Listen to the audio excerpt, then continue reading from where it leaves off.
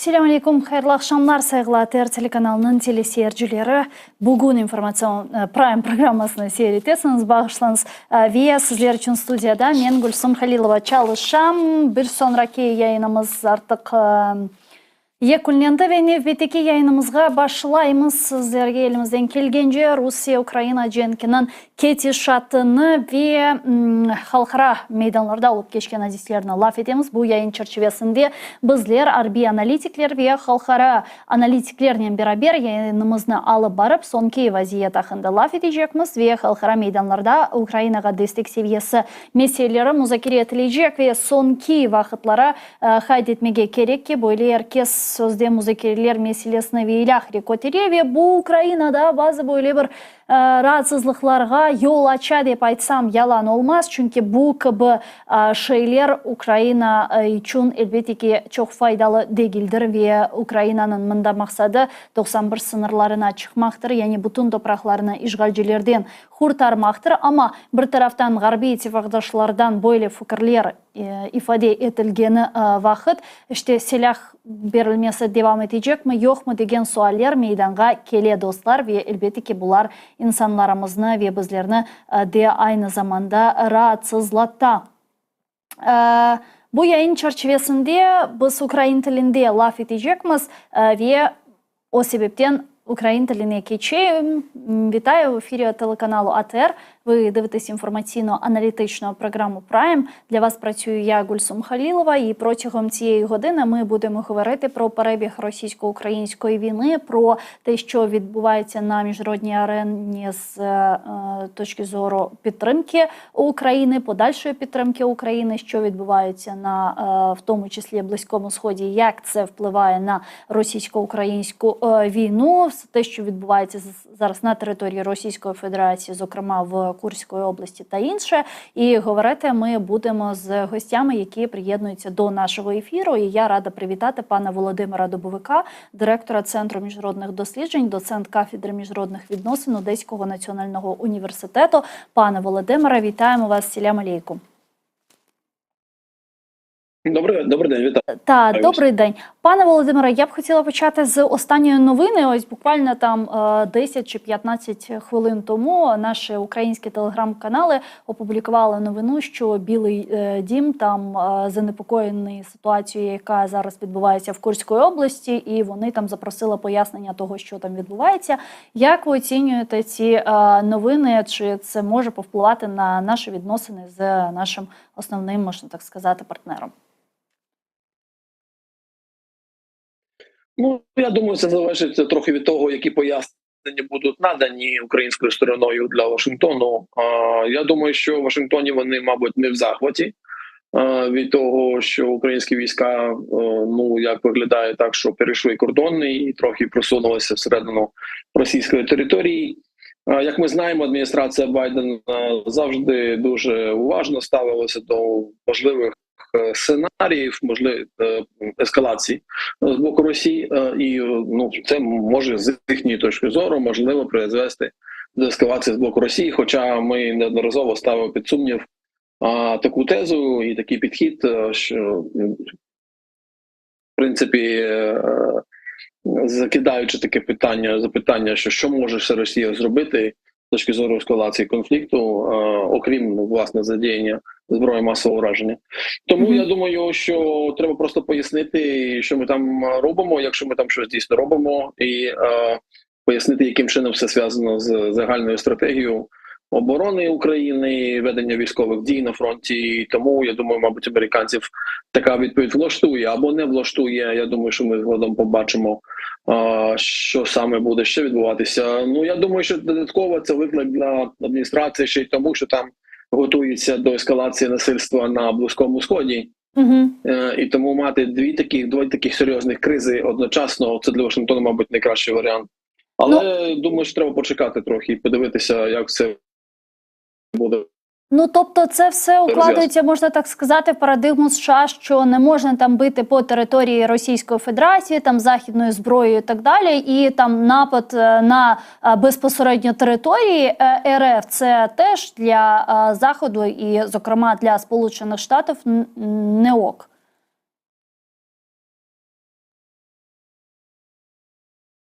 Я думаю, що так. Я думаю, що в принципі Захід і Америка, зокрема, завжди приставали на таку позицію, що Україна веде оборонну війну, справедливу війну. А якщо якісь удари дистанційні пов'язані з тим, що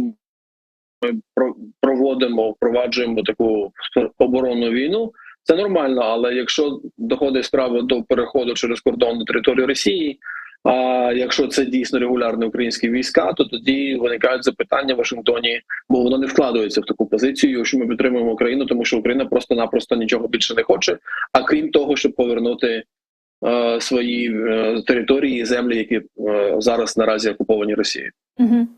Ну і тут, знаєте, виникає ще таке питання, яке останнім часом дуже активно обговорюється в українському медіапросторі. Це те, що там Сполучені Штати та інші наші західні партнери не дозволяють нам бити по території РФ, тому що це може викликати ще більшу ескалацію війни та конфлікту, як вони називають, і може привести до там використання Росією ядерної зброї. Саме тому Сполучені Штати там чи наші інші західні партнери просто хочуть зробити так, щоб Росія програла цю війну, ну, не так швидко, як нам би хотілося, але там, можливо, через там 5 чи 10 років і виснажується таким чином.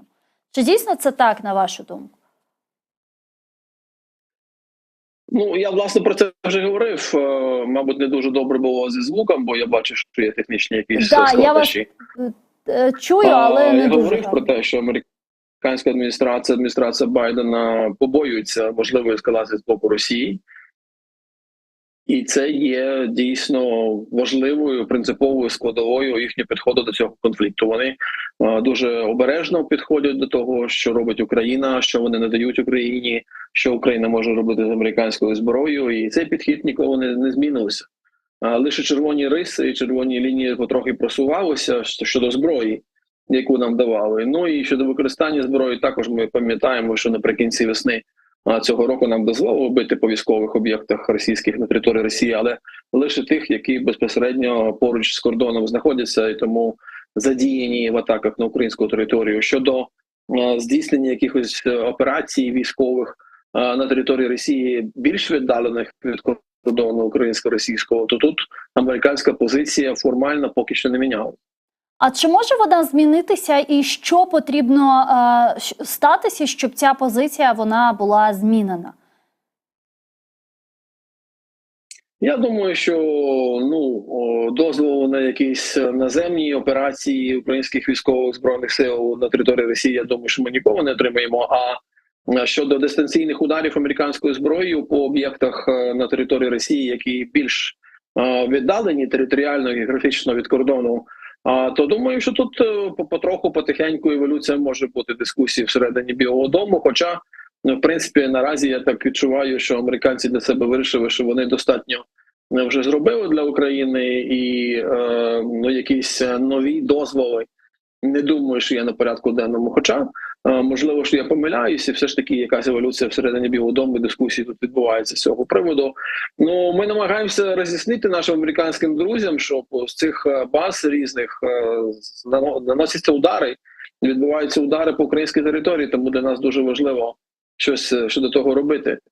Ну і, до речі, якщо вже ми будемо бити по якихось військових об'єктах, якщо отримуємо такий дозвіл, які далеко, там 200, 300, 400 кілометрів від кордону, то для такої справи потрібна відповідна зброя, бо американці поки що поставили нам переважно такі ракети і таку зброю, яка не має такого великого радіусу дії. Тому, якщо ми отримаємо такий дозвіл, то ми маємо отримати і такі ракети, які можуть долітати на більшу відстань. Угу.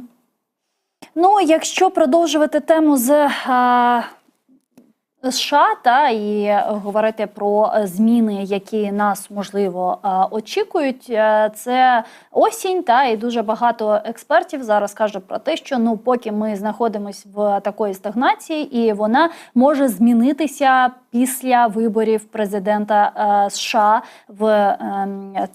Ми знаємо, що вже інший кандидат – це пані Камала Гарріс, і нещодавно, коли ми розмовляли з експертами, політичними аналітиками і так далі, один з з них, а це пан Олександр Мусєнко, нам сказав, що поки що ми не чули такої чіткої позиції пані Камали Харріс щодо України, і що без такої підтримки України і військової, і політичної, та і економічної, і так далі. Ну, тобто такої чіткої, що було зрозуміло, що при каденції там Камали Харріс Україна, вона переможе Російську Федерацію. Таких чітких, якісь радикальних, можливо, навіть заяв вона ще не робила. Як ви дивитесь на всі ці процеси? На що ви очікуєте?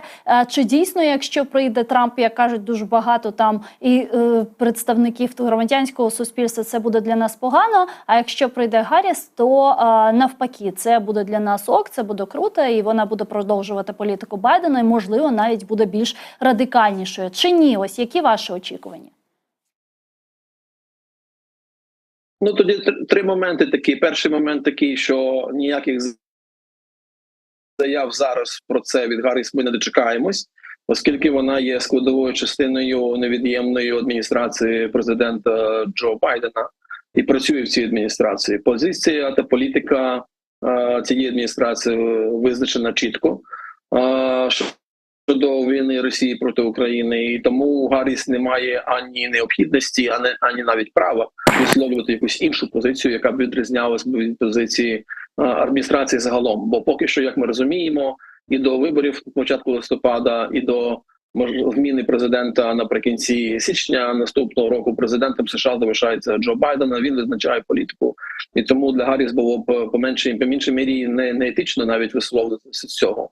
Єдине, що вона може зробити, це просто десь так дуже коротко сказати, що вона планує продовжувати цю політику. Якщо вона виграє вибори на початку листопаду, то, мабуть, її будуть питати, і вона може сказати, що я планую продовжувати підхід і політику Байдена до цієї війни. А так, якщо буде якісь нові підходи, то вони будуть оформлені і розроблені вже після того, як вона прийде до Білого дому наприкінці січня 25-го року, наступного року. Тоді лише вона може посадити людей, яких вона обере в свою команду, і сказати: окей, тепер розробляємо якусь нову програму. Якщо вона буде впевнена в тому, що потрібна якась нова політика чи нова програма. Але я думаю, що ніякого посилення масштабного допомоги з боку Америки для України не буде, якщо вона стане президенткою, оскільки, як я вже сказав, в принципі, в цій адміністрації і в цьому прошарку політичному американському існує певний консенсус, що все робиться правильно і що допомоги достатньо. А щодо Трампа, то дійсно можливі зміни великі. Це залежить теж від того, кого він обере свою команду. Ну от зараз бачимо Джей Ді Венс на посаді віце-президента. Ну, на жаль, має українську позицію таку. Сам Трамп переважно за останні роки більше часто висловлювався про те, що він не розуміє, на що там підтримувати ту Україну так системно. Але все можливо. Так, я в принципі погоджуюсь з тим, що Трамп є опортуністом і таким трохи, знаєте, людиною прагматичною, часто меркантильною, часто, яка може змінити свою позицію теж під впливом певних факторів. Але в принципі такого не очікую. Я думаю, що буде з його боку певний тиск на Москву і в Київ з тим, щоб вони закінчили війну. Але оскільки на Москву тиснути нема чим, в принципі, то на Київ тиснути набагато простіше, загрожуючи тим, що припинять допомогу військову та й гуманітарну, фінансову теж допомогу. І тому спонукати Київ до певних, знаєте, таких поступок Росії, задовільнення російських вимог. Я думаю, що це найбільш вірогідний сценарій поведінки адміністрації Трампа, якщо він повернеться в Білий дім. Хоча тут дійсно можливі якісь несподіванки. А яка, на вашу думку, мотивація? Тобто навіщо? Просто закінчити це все, але ж це просто так не закінчиться, це буде лише там укріплення якогось статусу кво і все. А потім може знову початися. Ну, знаєте, для значної частини західних країн нормально виглядає сценарій такий, що якщо це буде просто перемир'я чи припинення вогню, а не якась стабільна, довготривала така, знаєте, стратегічна мирна угода. Навіть елементарне припинення вогню, воно повіталося значною частиною західних політичних еліт. І тому вони закривали очі на те, що це може бути нестабільно, що це може бути лише прелюдією до нової агресії з боку Росії, що це не надає Україні достатнього захисту на випадок продовження російської агресії чи початку нової російської агресії. Тому для Трампа, коли він обіцяє, що я припиню цю війну, роздає відповідні плакатики навіть учасникам з'їзду республіканської партії минулого місяця в Мілуокі. Він саме це має на увазі, що просто припиниться військові дії, такі масштабні, як вони зараз відбуваються. І це він швидко може приписати собі як заслугу, як досягнення і сказати, дивіться, от я ж вам казав, я світовий такий політик великого рівню, і тому я швидко домігся перемир'я чи миру між Росією та Україною. Але дійсно, ви правильно кажете, я думаю, що такий сценарій є маловірогідним. Угу. Ну а якщо навіть уявити такий негативний сценарій, що там Трамп схиляє нас до перемовин і так далі, а ми проти, і ми з цим не погоджуємося. Чи може, наприклад, Європейський Союз замінити ось цю підтримку США, військову, там, технічну та фінансову і так далі, для продовження оборони? Повністю не зможе по різних причинах. По-перше, є країни Європейського Союзу, які першими будуть говорити про те, що треба припиняти допомагати Україні, які зорієнтовані в цьому сенсі на Трампа, лише чекають його повернення до влади. Йдеться, звісно, перш за все про Орбана, можливо, Фіцо, можливо, і інші підключаться при таких обставинах.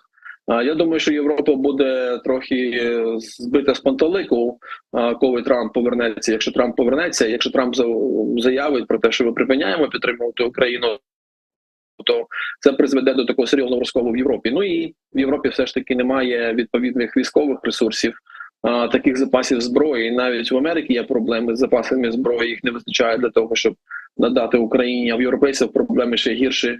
Навіть великі країни Західної Європи, які мають відповідні потужні економіки, але вони за останні 2,5 роки не зробили відповідних і відповідальних кроків для того, щоб забезпечити свої збройні сили необхідною новою зброєю в достатньому обсязі, і ще при цьому допомагати Україні. Тобто діляться чимось того, що є, але це відбувається дуже, дуже повільно. Прикладом може бути надання цих батарей «Патріот» протиповітряної оборони, які Німеччина, переважно більшість з них потрапило нам з Німеччини, але німці зняли з бойового чергування і зараз вже домовляються про те, що згодом американці поставлять, замість того, що німці нам дали, новий патріот для Німеччини, а сплатити за це буде коаліція 3 країн: Норвегія, Данія та Нідерланди. Тобто навіть такі елементарні речі вирішуються дуже довго і дуже складно. Тому, на жаль, Європа, можливо, і буде пробувати замінити Америку, якщо доведеться з точки зору допомоги Україні, але одна вона без американського лідерства навряд чи впорається. Угу. Ну, а тут, знаєте, ще виникає питання Росії, та?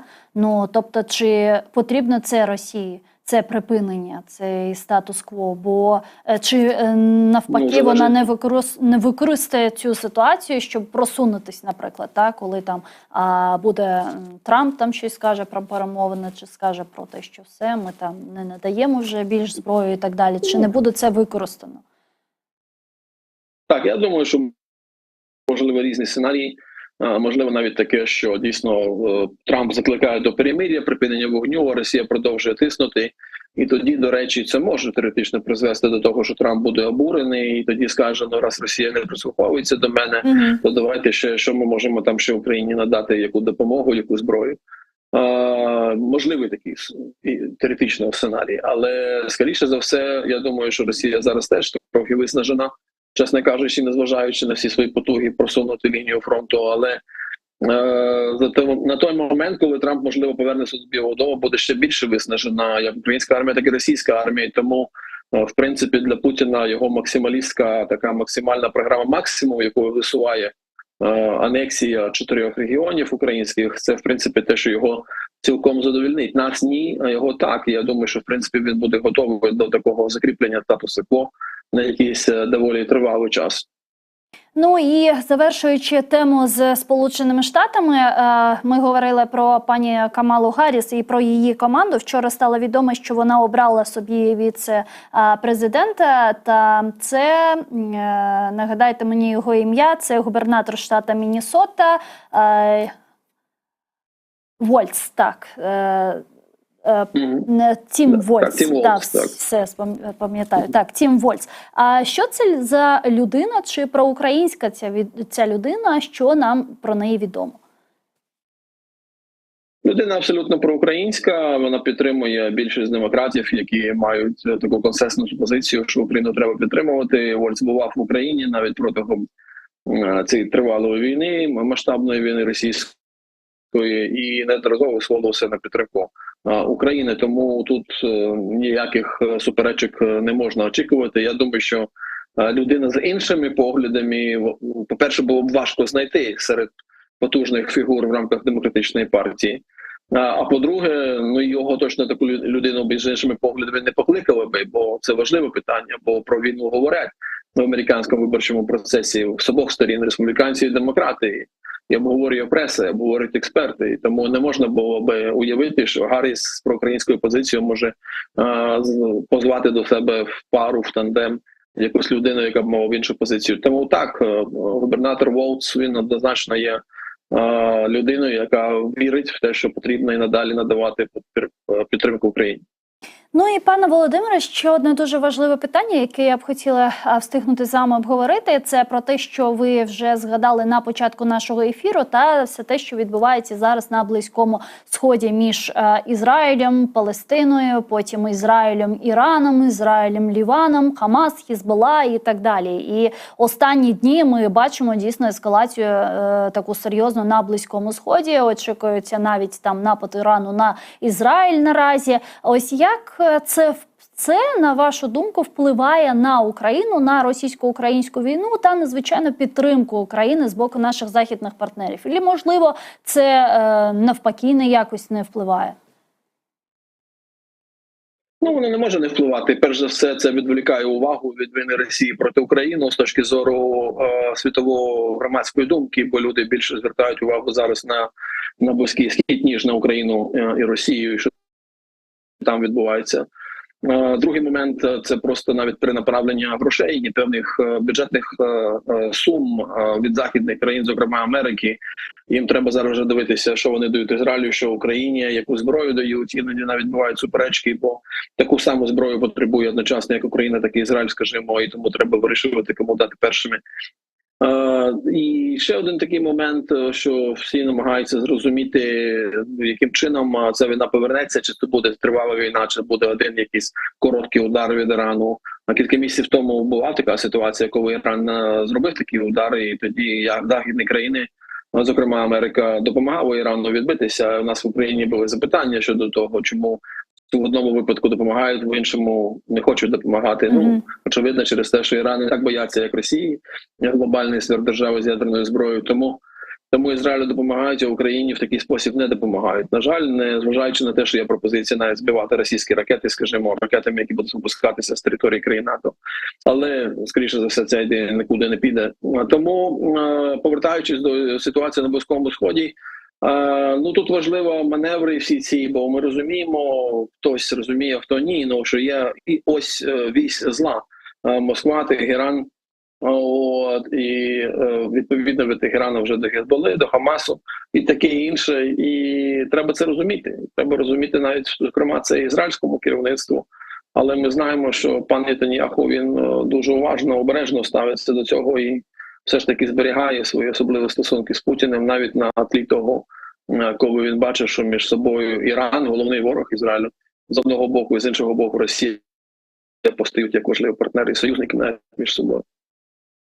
Пане Володимире, а чи не здається вам, що ось на фоні цього ізраїльсько-палестинського конфлікту ми зіпсували, я маю на увазі як держава, зіпсували свої відносини з країнами арабського світу, з мусульманськими країнами? Я не кажу про Іран, бо Іран допомагає Російської Федерації і Росія нас бомбить іранськими шахедами, та я кажу про інші там країни мусульманського світу і навіть про Туреччину, яка відкрито підтримує Палестину, відкрито підтримує Хамас той же, наприклад. І ось заяви президента України чи інших там українських політичних осіб, вони не дуже там гарно сприйнялись в Туреччині та в інших арабських країнах.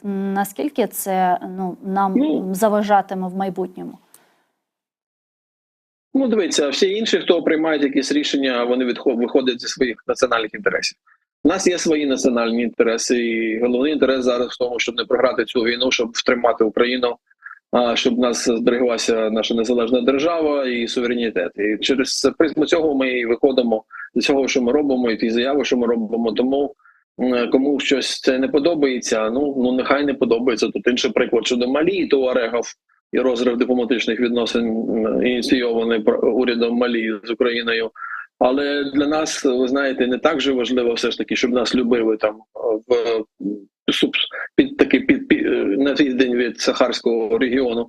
А для нас важливо, що просто ми завдали чутливого удару угрупуванню «Вагнер», яке багато крові української приливу.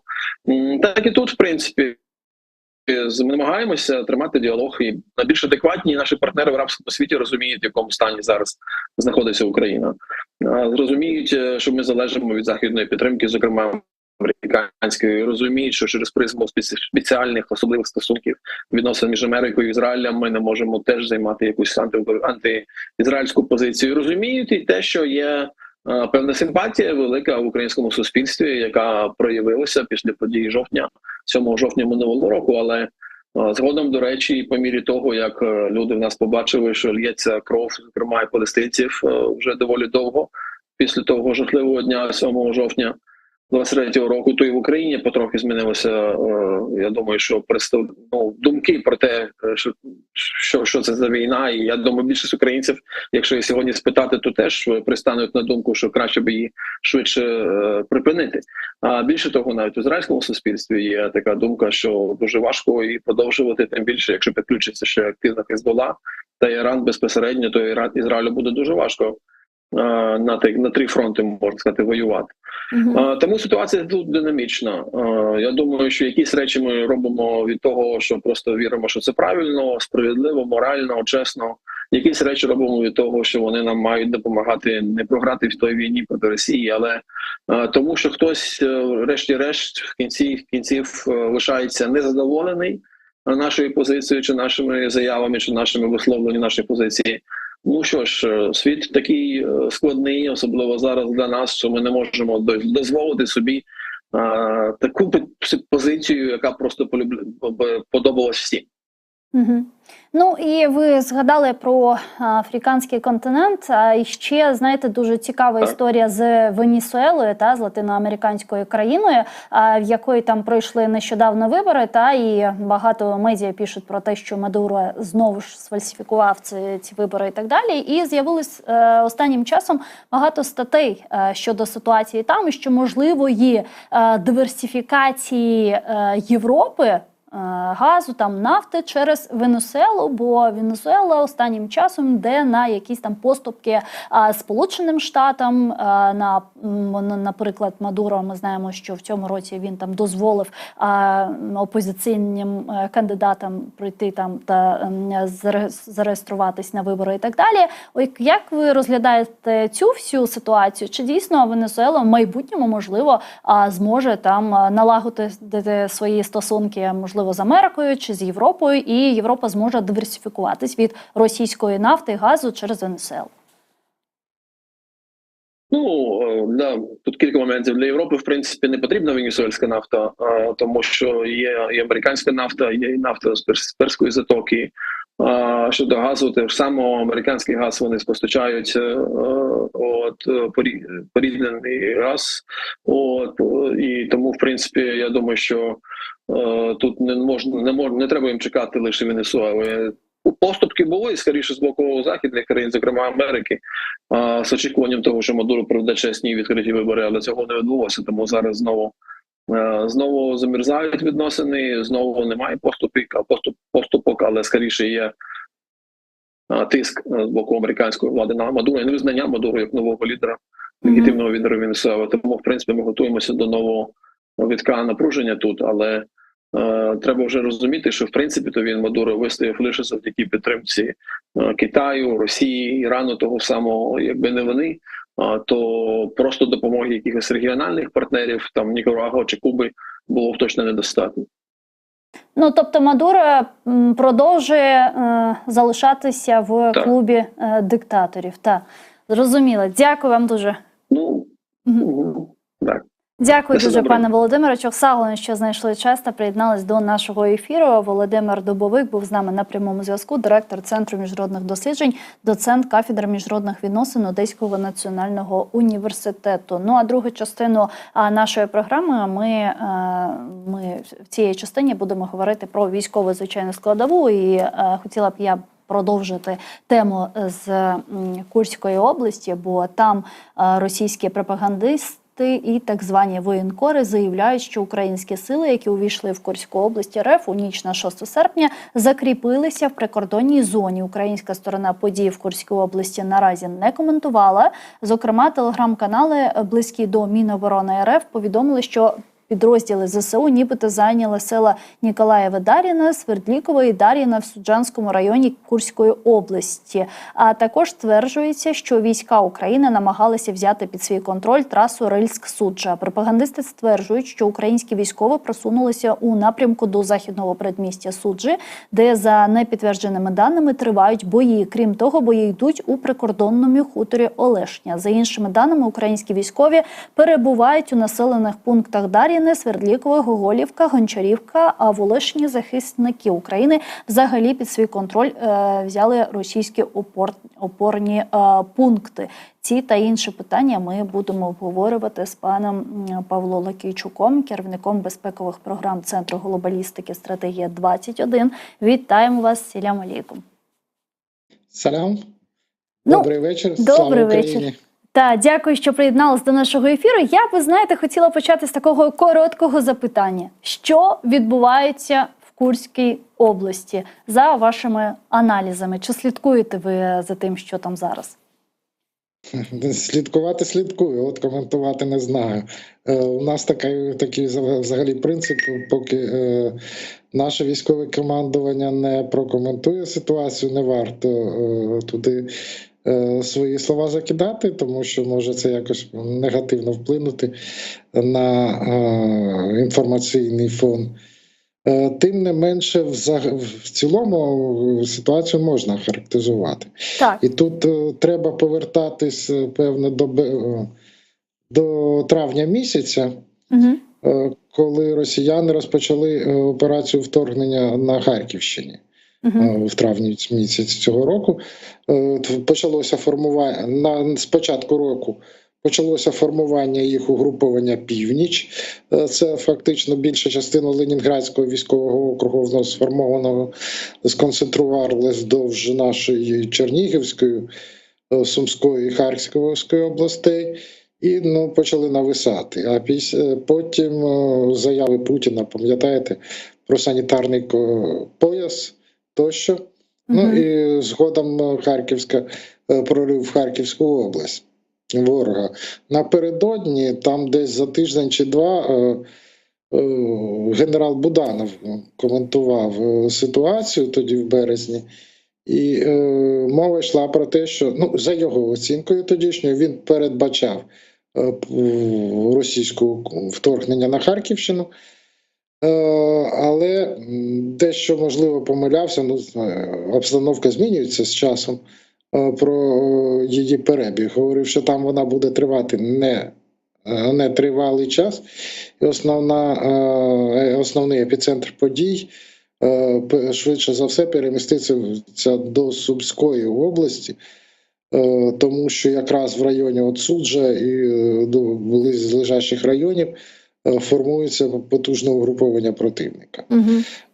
Час змінився, але я думаю, і так, якщо уважно відстежувати, на жаль, Діпстейт досі на цьому районі не показує сили противника, тому доводиться самим працювати. І там доволі потужне угруповання їх насправді, цього північного округу. І я схиляюсь найбільше до того, що Збройні сили України здійснили удар на випередження з метою дезорганізувати сили ворога перед можливою операцією їх на територію України, на територію Сумської області. Інший варіант, але вже він вибачається менш вірогідним, що цю кутерьму ініціювали самі росіяни з метою пред'явити привід для вторгнення на Сумщину. Тим не менше, щось у них, очевидно, пішло не так. Угу. Ну і до цього ми ж бачили ось таке вторгнення на територію РФ з боку Легіону Свободи Росії. Легіон Свободи Росії і Руська освободительна армія. Так. І можливо, а чи можливо, що це продовження цієї акції? Що стосується РДК, знову ж таки, Гуримо сказали, що вони там не причетні і вони ведуть бойові дії на іншій ділянці фронту. А про свободу Росії ніхто нічого не говорив. Тож не виключено, що ці підрозділи якраз там і задіяні. Ну, що там дійсно відбувається, навіщо це все відбувається, поки що ми не знаємо. Дійсно, як ви сказали, офіційної позиції Збройних сил України поки що з цього приводу немає, але ми можемо говорити про факти, і про відео, які вже були опубліковані з тих регіонів. І ще один, як на мене, дуже важливий факт, який я б хотіла з вами проговорити, це те, що, по суті, росіяни не контролюють свої кордони.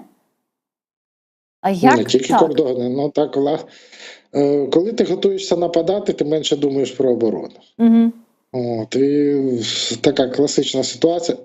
41-й рік, пригадайте, Радянський Союз, армії Сталіна сконцентровані на кордонах з окупованими Німеччиною територіями. Результат – битва під Дубно, грубо кажучи, розгром радянської армії, яка сконцентрувалася для наступальної операції. Такий приклад цілком тут підходить. Звісно, масштаби не ті, але в мене складається таке враження, що удар на випередження вдався, і саме через те, що російські війська не готові були і не готувалися взагалі до оборони. Готувалися вони зовсім до іншого. Ситуація для них склалася дуже неприємною. Мені здається, не тільки для них.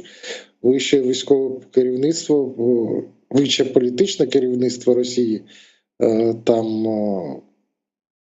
вже десь дезорганізовано, що робити.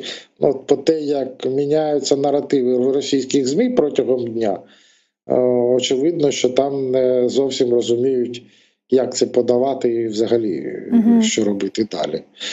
Пам'ятаєте, деякий час тому, коли була загроза нападу на Херсонщину, цю ситуацію коментував ватажок росіян Владимир Путін, і він тоді сказав, що ми не маємо наміри захопити Харків, але Харківщину, ми не маємо плани захопити Харків, але ми маємо плани створити там буферну зону. Чи можливо, що Збройні Сили України вже планують зробити буферну зону, але вже на території РФ?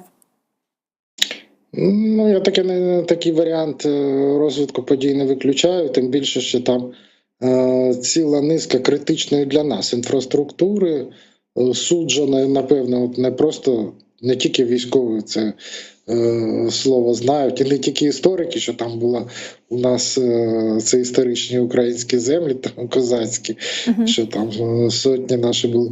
Ще й енергетики говорять, суджа – це такий ключик до газотранспортної системи України. Це вхідна точка, газорозподільча станція Суджа, це вхідна точка до нашої ГТС з боку Росії.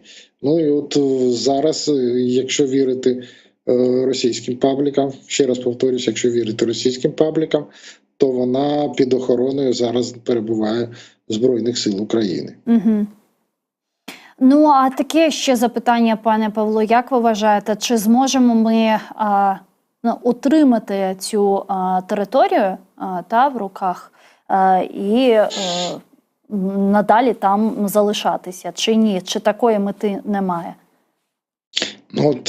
Цілі і задачі операції, знову ж таки, однозначно назвати не можна, тому в залежності від тих від того, чи це були спонтанні дії, спровоковані російською стороною, чи це була чітко спланована операція, яка має відповідні цілі і задачі, це рейдові дії, чи це дійсно от створення такого собі коридору безпеки вздовж нашої Сумщини, так і будуть розвиватись події відповідним чином. Якщо задача стоїть провести рейдові дії, дезорганізувати угруповання противника, перемішати їхні резерви, це один характер бойових дій. Інший характер бойових дій буде, якщо задача стоїть відтіснити ворога від нашого державного кордону, закріпитись там. До слова, це я теж цілком припускаю. Пригадайте, звідки летіли іскандери на Київ в тиждень тому, 2 тижні тому. Звідки запускаються шахеди? Саме з Курської області, з того напрямку. Тобто, якщо задача стоїть добратись до цих пускових установок, грубо кажучи, то це одне. Інша справа, якщо ми не хочемо, щоб ворог зміг і в наступному розгорнути там нові зенітно-ракетні комплекси чи ударні комплекси для того, щоб бити по Києву, по Сумам, по іншим нашим містам. Ну, так чи інакше, про цілі і задачі операції ми дізнаємося через деякий час, я сподіваюся. Але факт є фактом, що Росія дійсно не контролює свої кордони, це ми побачили, і це, як на мене, дуже такий потужний удар по Росії, по російським спецслужбам також. Та? І будемо дивитися на ситуацію, як воно буде розвиватися і надалі. Але, знаєте, таке запитання, чи вплине ця вся ситуація в Курській області на інші регіони, де йдуть бойові дії, чи ні? Думаю, що так. І яким чином? Вже визначається переміщення резервів противника в межах оперативного угруповання військ. Тобто це однозначно послаблення противника на Харківському напрямку. Якщо криза на цій ділянці буде поширюватись, то ворогу доведеться перекидати резерви, призначені для розвитку успіху на напрямку головного удару, саме сюди, для того, щоб купірувати український наступ. І це вже дуже схоже на перехоплення, щонайменше на спробу перехопити ініціативу у ворога, диктувати йому свої умови. Ну, останнім часом ми, знаєте, дуже такі чули негативні новини, і дехто дуже був такий засмучений через те, що на Покровському напрямку Донецької області російські окупанти здійснили там просування, якщо я не помиляюсь, на 2 чи на 3 кілометри. Як ви оцінюєте ситуацію наразі там, і як виглядає зараз задача та стратегія російських окупантів? Наскільки це стратегічно важливо для них? Тут треба дивитись трошки ширше по фронту, і, власне кажучи, і по часу теж вглиб більше. Задача ворога, очевидно, яка вже котрий місяць, вже півроку, операція, яка триває, це ліквідація великого оперативного угруповання українських військ з метою дезорганізації їх, і з подальшим порушенням фронту. Очевидно, для цього обрано саме ділянку між Покровським і Часовим Яром з Торецького разом. Тим не менше, удар, прорив фронту на Часов'ярському напрямку ворогу не вдався. А от на Авдіївському ділянці вони змогли організувати концентрацію сил і просуваються вглиб нашої оборони, в бік Покровська. Певний час було схоже на, навіть не схоже, а швидше за все так і є.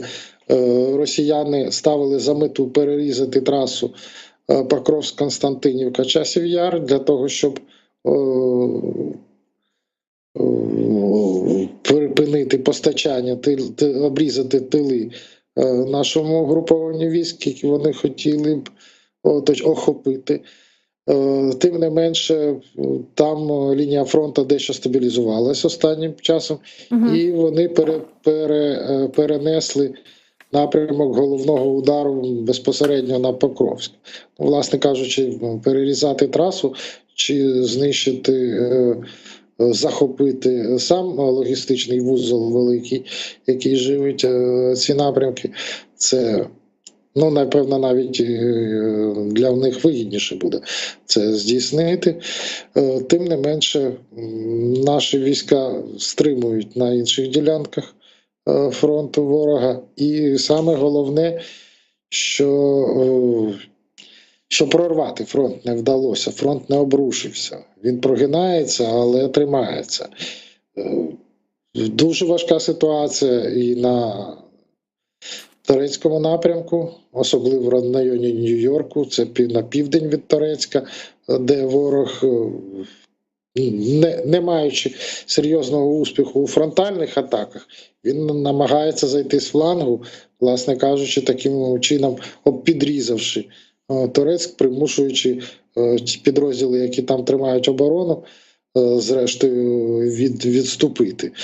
Таке всебічне вичавлювання.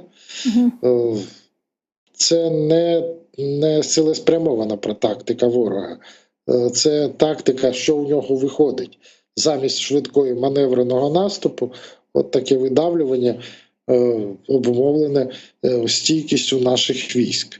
А що просування в нього не вдається, це зрозуміло. Це багатократна перевага в особовому складі, це перевага в артилерійському ударі, і особливо перевага в повітрі, яка таким опосередковано результатом якої є і перевага по бомбовому ураженню, так скажемо, наших передових військ. Фактично він змітає все, що перед ними є, і заходить на спалену землю. А чи можемо ми сказати, що ось останні 10 місяців росіяни здійснюють такий безперервний напад, та? А чи не виснажуються їх ресурси і наскільки їх може вистачити? Так, 10 місяців активної наступальної операції, тільки по звітам нашого Генерального штабу, подивіться, по 1000 орків плюс-мінус щодня мінусується. Звісно, що для компенсації таких втрат потрібні величезні резерви і в особовому складі, який компенсувати стає все складніше, все важче. Потрібні, відповідно, боєприпаси, яких накопичувати не вдається, тому що працюють Збройні Сили України по тилам, по складам боєприпасів, артилерійських атакамсами, хаймарсами. Власне, всім, чим можемо, ми намагаємось логістику противника зруйнувати. Тож уся величезна російська машина вбивства, вона рухається, хотілося б сказати, з останніх сил, але на цих останніх сил може вистачити на доволі тривалий час. От саме для того, щоб зламати шестерні цієї машини, так скажемо, туди палки вбити в них, якраз і Збройні Сили намагаються розвити успіх на інших ділянках фронту, щоб ворог заплутався. Тобто, коли ти диктуєш умови поля бою, ти плануєш свої резерви навіть з урахуванням тих втрат, які маєш. Коли тебе змушують розкидати резерви на інші ділянки, то ініціатива переходить до опонента. Саме так діяли росіяни зараз, і саме таким чином намагаємось ми перехопити цю ініціативу зараз. А яка ситуація на південному напрямку, зокрема на Херсонському, Запорізькому та, звичайно, на Кримському? Ну, якщо говорити на сухопутті, то бої йдуть важкі на виступах, там, де минулого року наші військові в ході контрнаступу просунулися. От росіяни намагаються всіма силами виштовхати наші війська з тих займаних позицій. Там вже навіть позицій немає. Ну, важко там оборонятись. Роботинський напрямок, Оріхівський напрям – це важка ситуація. Не менш серйозна ситуація зараз. Треба все ж до півдня до нашого вугледарський виступ включати, тому що із півдня